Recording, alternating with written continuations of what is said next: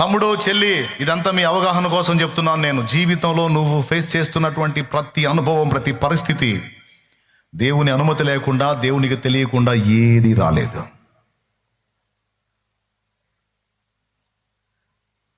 దేవుడు వారు దీని చేత ట్రైనింగ్ పొందడానికి మానవులకు ఏర్పాటు చేసిన ప్రయాసము బహు కఠినమైనది. ఇదొకటేనా?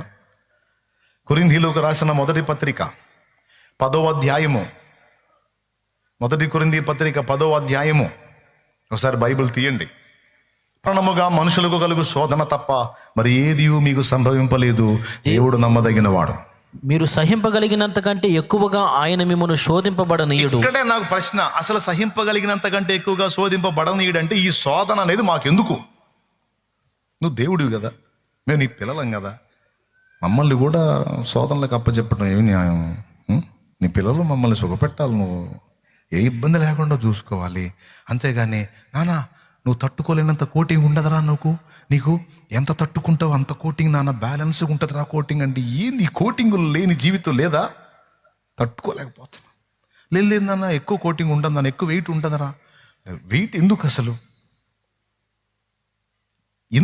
వెయిట్ ఎందుకు? అన్ని వెయిట్లు తీసేస్తావని కదా నీ దగ్గరికి వచ్చింది. చాలా వైనంగా చెప్తున్నావు, నువ్వు ఎంత మోస్తావు అంత వేస్తాను నాన్న వెయిట్ అంటున్నావు. ఎందుకు నాయన ఈ వెయిట్లు అంటే? ముందు చెప్పాడుగా ట్రైనింగ్.